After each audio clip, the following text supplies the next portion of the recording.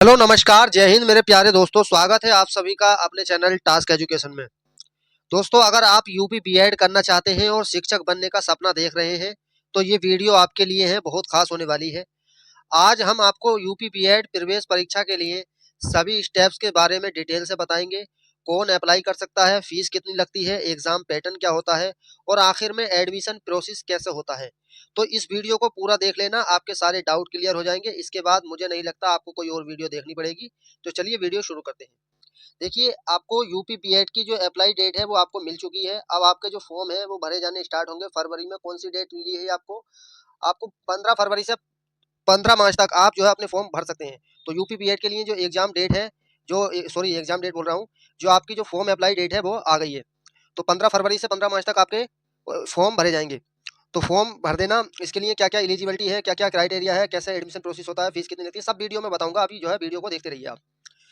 तो यहाँ पर देखिए, यहाँ पर ये दिखा है आपको बुंदेलखंड विश्वविद्यालय झांसी उत्तर प्रदेश, यानी बुंदेलखंड यूनिवर्सिटी को आपको सारा एग्जाम पैटर्न, एग्जाम प्रोसेस कराने का जो जो भी काम है वो सब इस यूनिवर्सिटी को दिया गया है इस साल। तो ये आपके फॉर्म 15 फरवरी से स्टार्ट होंगे, 15 मार्च तक आप भरे जाएंगे। साइबर कैफे वाले से या आप खुद भर सकते हैं, तो आप खुद भर लेना जब स्टार्ट हो जाएगी डेट। आप जानते हैं एडमिशन के बारे में कैसे क्या होता है। देखिए कैसे करें यूपी बीएड प्रवेश, पूरी जानकारी स्टेप बाय स्टेप। जी हाँ भाई, स्टेप बाय स्टेप ही बताऊंगा। स्टेप 1 में देखिए दोस्तों, यूपी बीएड के लिए योग्यता। सबसे पहले आपकी क्या योग्यता होनी चाहिए ये भी तो जान लीजिए। तो योग्यता आपकी क्या होनी चाहिए? शैक्षणिक योग्यता यानी आपकी एजुकेशन क्वालिफिकेशन क्या होनी चाहिए। उम्मीदवार के पास किसी भी मान्यता प्राप्त विश्वविद्यालय से ग्रेजुएशन यानी बीए बीएससी बीकॉम कर रखा हो, या ग्रेजुएशन में या पोस्ट ग्रेजुएशन कर रखा हो, एमए एमएससी एमकॉम कर रखा हो, तो आप इसके लिए एलिजिबल हो जाते हैं, आप इसका फॉर्म भर सकते हैं। इसके बाद क्या होता है देखिए, जनरल और ओबीसी उम्मीदवारों के लिए न्यूनतम 50% और एससी एसटी उम्मीदवारों के लिए 45% अंक होने अनिवार्य हैं। ठीक है, आपकी जो ग्रेजुएशन में नंबर होने चाहिए वो आपके 50% से होने चाहिए, 50% तक होने चाहिए, 50% से नीचे नहीं होने चाहिए जनरल और ओबीसी वालों के लिए। यदि आप एस सी एस टी से बिलोंग करते हैं तो आपको 45% कम से कम होने चाहिए ग्रेजुएशन में। और इंजीनियरिंग ग्रेजुएट के लिए न्यूनतम 55% अनिवार्य है। देखिए आपने यदि बीटेक किया है या आपने कोई इंजीनियरिंग कोर्स किया है तो आपके जो नंबर होने चाहिए वो 50% तक होने चाहिए, यानी 50% से नीचे नहीं चलेंगे। दूसरी बात, आयु सीमा की बात करें तो आपको न्यूनतम 14 वर्ष होनी चाहिए, लेकिन अधिकतम कोई क्राइटेरिया नहीं रखा गया है, अधिकतम आपकी कितनी भी होनी चाहिए। स्टेप 2 में बात करें तो आवेदन प्रक्रिया कैसे होती है, यानी आपका एप्लीकेशन जो प्रोसेस है वो कैसे चलता है। सबसे पहले यूपी बीएड में प्रवेश के लिए आपको UP BEd JEE joint entrance exam होता है ये, इसके लिए आवेदन करना होता है। जब यह आवेदन हो जाएगा तो ये आवेदन प्रक्रिया हर साल फरवरी से मार्च के बीच हो जाती है और यह आवेदन ऑनलाइन भरना होता है। ठीक, आवेदन करने के लिए उम्मीदवार को आधिकारिक वेबसाइट पर जाना होगा, जो हर साल अलग अलग हो सकती है। जैसे कि मैंने बताया, इस साल जो मिला है बुंदेलखंड यूनिवर्सिटी को मिला है ये एग्जाम कराने का प्रोसेस जो भी है। आवश्यक दस्तावेज की बात करें, यानी आपके पास डॉक्यूमेंट्स क्या होने चाहिए, तो पासपोर्ट साइज फोटो चलेगा आपका, और आधार कार्ड होना चाहिए, मार्कशीट होनी चाहिए 10-12 दोनों की। जाति प्रमाण पत्र, अगर यदि आप S C S T EWS से बिलोंग करते हैं तो आपको जो है जाति प्रमाण पत्र, ओबीसी से बिलोंग करते हैं तो भी जाति प्रमाण पत्र होना जरूरी है। और इसके साथ साथ एक और जरूरी चीज है निवास प्रमाण पत्र। जी हाँ दोस्तों, यूपी के निवासी हो तो यूपी के लिए निवास प्रमाण पत्र जरूरी है। निवास प्रमाण पत्र यदि नहीं बनाया है तो बनवा लेना, इसकी जरूरत पड़ सकती है। अगली बात करते हैं फॉर्म भरने की फीस क्या रहती है। फीस यही रहती है, जनरल ओबीसी के लिए 1400 रुपये आपके लगते हैं और एस सी एस टी के लिए 700 रुपये। और अगर यदि आप फीस में लेट कर देते हो तो लेट फीस के साथ आवेदन पत्र पर अधिक शुल्क देना पड़ता है, इस बात का भी ध्यान रखें।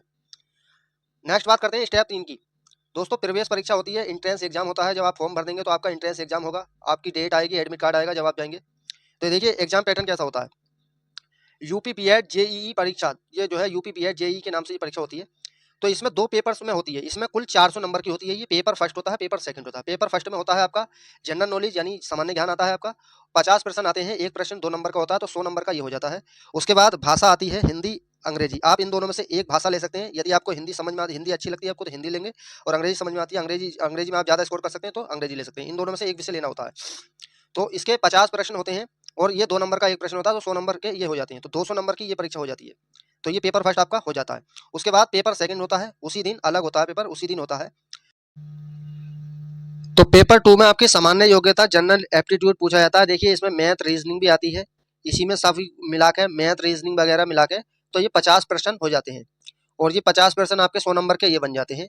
उसके बाद आर्ट साइंस कॉमर्स एग्रीकल्चर यदि आपके विषय है रहे हैं इससे संबंधित, तो यदि आपने बीए करा है तो आपको एसएसटी से संबंधित प्रश्न मिलेंगे, सामाजिक विज्ञान से संबंधित जनरल नॉलेज के ही होंगे होते हैं वो जैसे, तो वो मिलेंगे। यदि आपने बीएससी किया किया है तो साइंस के प्रश्न मिलेंगे आपको।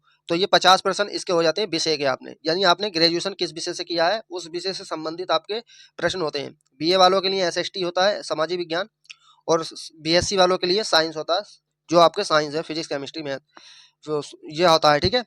तो ये 50% हो जाते हैं, इसके नंबर हो जाते हैं 100। तो 200 नंबर का ये हो जाता है, 200 नंबर का वो, तो हो गए 400। उसके बाद क्या होता है देखिए, अच्छा परीक्षा पैटर्न में ये और ध्यान रखना, प्रत्येक प्रश्न के लिए 2 अंक मिलते हैं और गलत उत्तर के लिए 1/3 की निगेटिव मार्किंग है, यानी आपने आपने 3 प्रश्न गलत कर दिए तो आपका 1 नंबर सही में से कट जाएगा, इसका ध्यान रखना है। परीक्षा जो होती है आपकी ऑफलाइन मोड में होती है, कोई ऑनलाइन परीक्षा नहीं होती है, ऑफलाइन ही होती है। ओएमआर सीट पर आपको भरना होता है। स्टेप 4 में आते हैं अब, कट ऑफ और रिजल्ट क्या होता है। देखिए परीक्षा के होने के बाद 1 से 2 महीने के भीतर आपको रिजल्ट जारी कर दिया जाता है। जो कट ऑफ मार्क्स अलग अलग कैटेगरी के लिए अलग अलग होती है, और जो उम्मीदवार कट ऑफ को क्लियर कर लेते हैं वे काउंसलिंग प्रोसेस में भाग लेने के लिए योग्य होते हैं। आप समझिए इसको। स्टेप 5 में क्या होता है, काउंसलिंग और कॉलेज अलॉटमेंट होता है।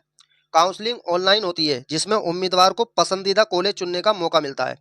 जब आपकी काउंसलिंग होगी तो आप उसमें भरेंगे, मुझे सबसे पहले ये इस कॉलेज को चाहिए, दूसरा कॉलेज चाहिए, इस तरह से जो आपके पास पड़ता हो आप उसका उस हिसाब से आप अपना कॉलेज चूज करेंगे। काउंसलिंग के लिए रजिस्ट्रेशन फीस आपकी 5,000 एडवांस कॉलेज फीस समझी जाती है। तो ये 5,000 आपके एडवांस में ये जमा हो जाते हैं, काउंसलिंग के दौरान ही रजिस्ट्रेशन फीस होती है। और ये आप जो है जब आपको कॉलेज मिल जाएगा तो ये जो फीस होती है वो कॉलेज में ही सबमिट हो जाती है, वो कॉलेज की ही फीस मान ली जाती है फिर, ठीक है। तो उसके बाद क्या होता है, मेरिट लिस्ट के आधार पर उम्मीदवार को कॉलेज अलॉट होता है। जब मेरिट लिस्ट लग जाएगी तो आपके उस आधार पर उम्मीदवार को कॉलेज अलॉट होगा। जैसे आपके नंबर अच्छे हैं तो आपको कॉलेज मिल जाएगा पसंदीदा, और आपके अगर नंबर इतने अच्छे नहीं है तो आपको फिर जो है काउंसलिंग में जो है उस कॉलेज को नहीं मिलेगा तो दूसरा कॉलेज मिल जाएगा आसपास का, या प्राइवेट कॉलेज मिल जाएगा। तो इस हिसाब से मिलता है कॉलेज। स्टेप 6 की बात करें, कोर्स और अवधि और फीस।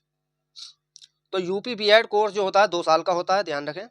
बीएड जो होता है 2 साल का। उसके बाद सरकारी कॉलेज में जो फीस होती है, ये मैं ज़्यादा से ज़्यादा बता रहा हूँ, यहाँ तो इससे कम ही होगी। सरकारी कॉलेज में फीस जो होती है 15,000 से लेकर 25,000 प्रति वर्ष होती है। प्राइवेट कॉलेज में फीस 40,000 से 80,000 प्रति वर्ष हो सकती है। ये कॉलेज पर डिपेंड करता है कि कॉलेज कैसा है। और एक सवाल और है बच्चों का, कि एक सवाल ये है कि क्या अपेयरिंग वाले फॉर्म भर सकते हैं। तो मेरे भाई बिल्कुल भर सकते हैं आप। जैसे कि आपने बीए है, आप लास्ट ईयर में है, लास्ट ईयर है आपका, तो आप फॉर्म भर सकते हैं और इसका एग्ज़ाम दे सकते हैं। बीएससी कर रहे हैं या कुछ भी जो पोस्ट ग्रेजुएट कर रहे हैं, जैसे एमए कर रहे हैं, एमएससी कर रहे हैं, तो लास्ट ईयर में है तो आप फॉर्म भर सकते हैं बिल्कुल। तो ये थी कंप्लीट नॉलेज, मैंने सब कुछ बता दिया है इस वीडियो में। सब कुछ जो है इस वीडियो में बता दिया। आपको जो है वीडियो कैसी लगी कमेंट में जरूर बताना। और दोस्तों पूरी चीज जानकारी यही बता दी है मैंने, यूपी बीएड में एडमिशन कैसे लें। अगर आपको ये वीडियो पसंद आई हो तो लाइक, शेयर और कमेंट जरूर करें। अगर और भी यदि आपका कोई भी क्वेश्चन हो तो कमेंट करके बेझिझक पूछ सकते हैं, मैं इसका रिप्लाई कर दूंगा। थैंक यू सो मच, फिर मिलेंगे।